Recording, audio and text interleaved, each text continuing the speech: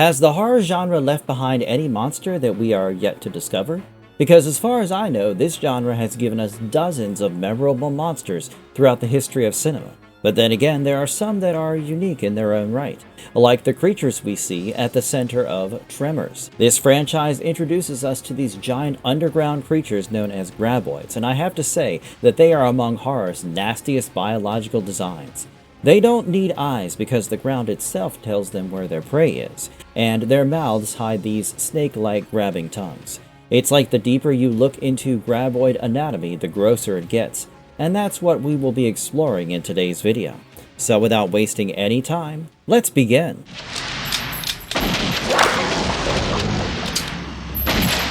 How big is a Graboid, really? Graboids were introduced in the 1990 movie Tremors, obviously, and there they depicted them as these subterranean animals with long cylindrical bodies that made them look a lot like massive worms. When these creatures fully grow up, they are around 30 feet long and roughly 6 feet across, while some supplementary franchise material estimates that they weigh between 10 and 20 tons, which is huge. If I have to compare this with something realistic, then you can say that is somewhat equal to a loaded city bus, with the exception that it moves underground and is always hungry. And you know what makes the size even more impressive, but at the same time biologically terrifying?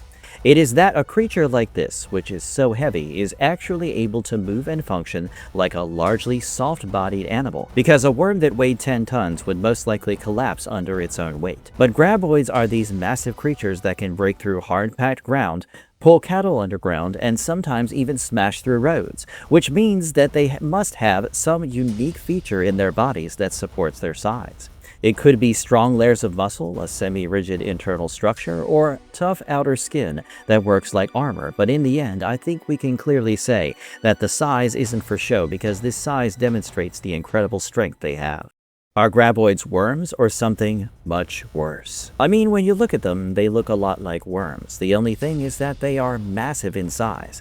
But I have to say that is where the resemblance stops, because their actual anatomy is quite complex. You will notice that their head has this big black armored beak which has a wide upper jaw and narrow lower jaw, along with a pair of hooked mandibles on the sides. But that's not all, because their body also has these large spike-like extensions. And I'll give you started on the tongues this creature has. People have wondered from time to time whether they have a skeleton, but fictional promotional material once published by the Sci-Fi Channel suggested that they might have a semi-rigid internal structure somewhat similar to a cuttlefish's cuttlebone. However, the creators have said that they did not develop or approve that particular promotional classification, so it should not be treated as firmly established canon. Mind you, you won't find these types of features in a normal worm. If I have to compare it with something, I would say it is a combination of part worm, part cephalopod, and part burrowing reptile, patched together with an industrial tunnel-boring machine. And this guy is literally made for underground life. When it detects movement, it moves towards its prey like some kind of ambush predator. They might look like worms, but they are definitely worse because of how well they were designed to be trauma-inducing. Why don't Graboids need eyes? It's true that Graboids don't have eyes. Not at all. And they don't even need them because they live underground in total darkness. So yeah, not having eyes makes complete sense, because what purpose would vision serve when the underground is nothing but dense soil? That is why they have evolved into these creatures that are sensitive to ground vibrations. Every footstep, every object dropped, and every sort of tremor becomes information. And that's how they locate their prey. And this exact thing is terrifying because we humans can hide from sight, but we are not capable of completely masking our movements. Whether you are running or walking, it will know, and it will try to capture you. Maybe this is why the movie's "get on the rocks" rule makes so much sense, because once you remove yourself from the ground and get on those rocks, you are escaping the creature's version of vision. How does a Graboid hear through the ground, and does it work all the time? The way they are able to hear through the ground definitely deserves a section of its own, so we can expand on this feature a little bit. Whenever surface movement creates pressure, waves travel through the soil, and the movement can be of any type. It can be a human step, a vehicle's engine, or anything that sends vibrations into the ground. And it is these vibrations that the Graboids detect. That itself is quite something, even though it is scary. But then again, this seismic sense that they use for underground navigation is quite sensitive, because they often withdraw from loud explosions and other overwhelming vibrations. These can confuse, frighten, or possibly cause them pain through sensory overload. This is also the reason why Graboids would find it very difficult to hunt during rainstorms, and obviously, I am not making this up. The franchise's creators have explained that continuous rainfall would create so much background noise in the ground that it would interfere with their ability to track individual movements. They also compared it with the scientific observation that rain can create extremely loud underwater noise. So this weakness gives us another way to evade them. What is going on with that beak? I have mentioned this briefly before. Graboids' heads have this giant black armored beak that is actually very useful because it helps them push aside dirt while digging, but also enables them to break through packed earth, wooden structures, and asphalt roadbeds without immediately damaging their heads. However, solid stone and thick concrete can stop them, and may even kill them if they strike at speed. They have a wide, powerful upper jaw, a lower jaw, and on each side they have these hooked mandibles that provide additional gripping and bracing structures, of course. And when that beak opens, it becomes a kill funnel. Why? Because once this creature reaches its target, this multi-part beak moves outward to create a wide opening and expose the grabbing tentacles within. This opening mechanism also helps clear a path through the dirt when it is striking at the surface. This beak is doing two jobs. First, bulldozing underground whenever it feels vibrations with that ready-to-attack attitude, and secondly, when it opens, it becomes a trap to lock in its victims. What are the snake tongues inside its mouth? Nothing is scarier than the 3 snake-like tentacles inside a Graboid's mouth, because that is the exact thing they need to hunt. Without them, catching prey would be tough. And guess what? Each tentacle ends in its own distinct horned mouth that provides a deadly secondary layer of teeth. Sometimes you will notice that they work as sensitive scouting and grasping organs for navigating narrow spaces, pipes, or even barricades, all the places where its massive body will obviously not fit. And those horned tips that they have, well, those actually latch into flesh like some kind of meat hooks, and once one latches on, it will drag its prey where it belongs, into the Graboid's main mouth. You could say that the armored beak and the tongues are two-tier predatory tools because one will smash through weaker structures or erupt from the ground, leaving new victims stunned, and then those tongues will come out to catch the frantic, disoriented victim. It's like there is no way out once they identify you as their target. How does something this huge swim through dirt? Now, for something this massive, one would expect it to be slow when it comes to movement, but in reality it's quite the opposite. They are like sharks, except they are hunting underground instead of in water. They have these rows of retractable spike-like structures lining their flanks, which appear to help them push backwards against the soil so they can move forwards. And their whole body has this scaly yet comparatively streamlined composition that allows them to move through the earth while also being tough enough to resist cuts from jagged debris. Along with all this, the creature likely uses full-body muscular contractions to force aside soil and move through already loosened ground. The movies do not give a precise scientific explanation for how Graboids can travel so quickly without leaving permanently open tunnels, so the idea that they vibrate or temporarily loosen the surrounding sand remains speculation. This might be why, when people say that a Graboid is rushing towards its victim, it looks like it is performing full-body excavation at predator speed.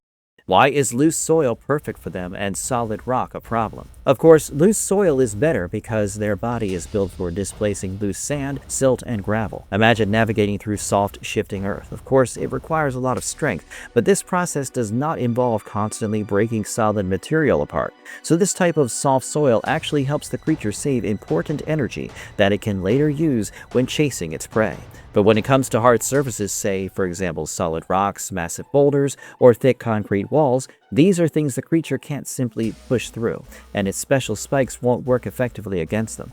If it tries to smash through sufficiently tough rock or concrete, that can damage its hardened beak and cause fatal injuries. That's not all, because solid rock also puts a damper on its hunting. High ground, such as large boulders or cliffs, works as a physical island that keeps a Graboid's prey safe because it cannot reach them. Solid rock can also prevent surface vibrations from traveling into the surrounding soil in a way the Graboid can easily follow. All of this, in the end, prevents it from tracking or reaching its prey. That is why these creatures are reliant on impenetrable ground, which is why in the movies you will see most of their hunting grounds are valleys, deserts, and plains bordered by mountainous terrain they cannot cross. How strong must a graboid's muscles be? I mean, their muscles have to be strong. Otherwise, what purpose would there be in being an underground predator? It's hard to imagine that these creatures would be able to catch their prey if they could not move their enormous bodies at the right moment. And in cases where they need to pull large animals or even adults underground in a few seconds, their muscles would need to anchor the body tightly against the surrounding soil, which gives the graboids enough leverage to pull with maximum force. It seems like every one of this predator's unique abilities was created with the idea that it would be here to terrify people from underground for a really long time.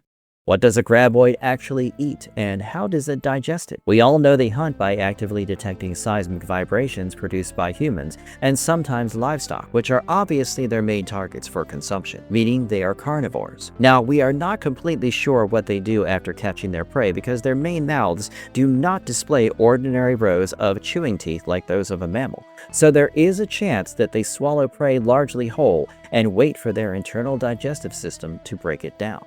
It's a plausible guess, don't you think? Nevertheless, they are the type of monsters that are unable to distinguish perfectly between what is an edible vibration and what is not, because it seems that they have an eat first, think about it later policy. Whatever is creating that vibration, they may swallow it and later regurgitate whatever their bodies cannot digest. And whenever they spit out these inedible objects, they can do it with such force that the objects are sent high into the air.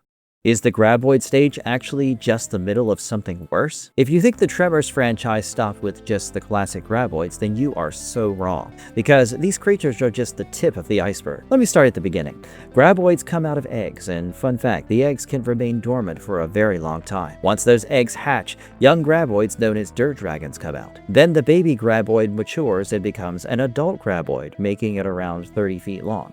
And that's not the final stage, because after some time, the adult Graboid dies while giving birth to between 3 and 6 Shriekers. The Shriekers later transform into ass blasters, which eventually lay Graboid eggs and restart the cycle. All of this means one thing. Graboids are not just hunting with their massive size, they are also a container for the next stage of creatures that will not let you live peacefully if you are in Perfection, Nevada.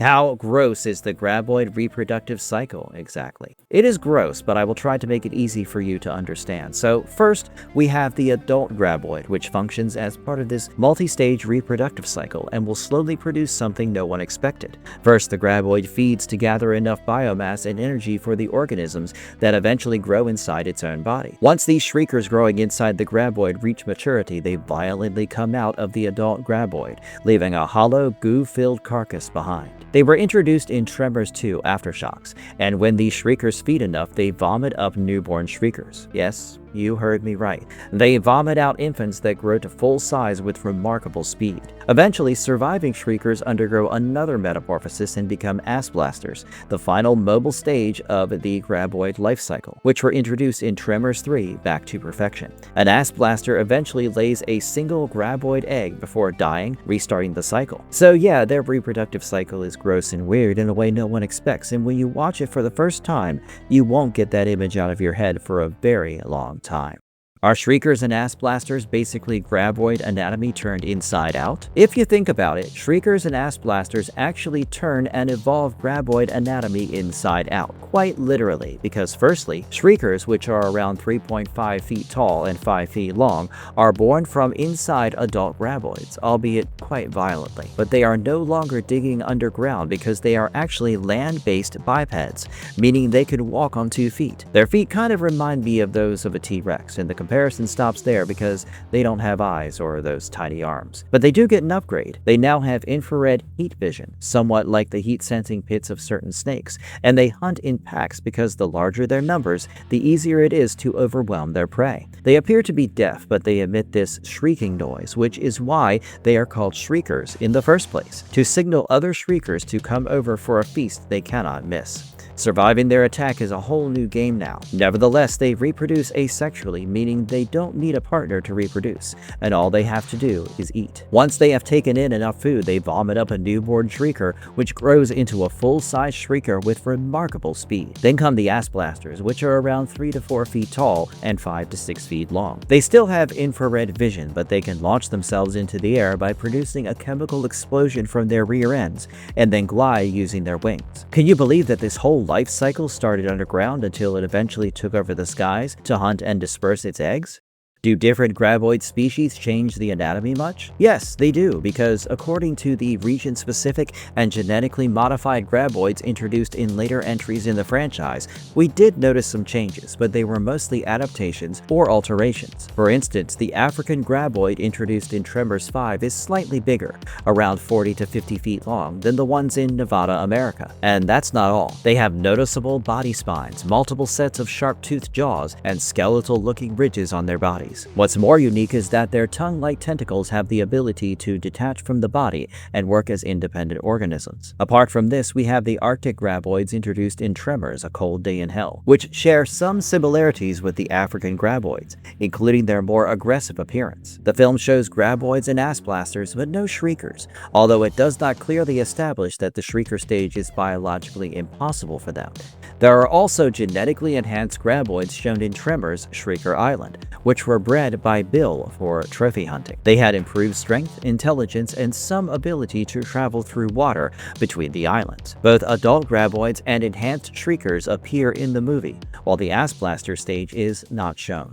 What's the scariest part of Graboid anatomy? I don't think there is just one part of this anatomy that is scary, because it was designed in such a way that it was meant to be frightening. Every part has something scary about it. It has no eyes, so it is sensing each and every vibration to attack its prey. Its armored head is making its way through earth and weaker structures, and that snake-like tongue is ready to come out and grab its victim to gobble it up. It is massive, but it can move through loose ground, and despite weighing so much, it is still fast and strong enough to attack whenever it senses vibrations. It's like no feature was wasted. And just when you think that's the only thing you have to deal with, so you might as well stay off the ground, the later movies in the franchise introduce Shriekers and ass blasters, which just level up the hunting game. The question is, where will you hide and how will you survive? Because each time they evolve, they develop a way to cover different zones, from subterranean to terrestrial and aerial. To sum all of this up, I can say that Graboids are not normal monsters like sharks. They are a complete biological nightmare.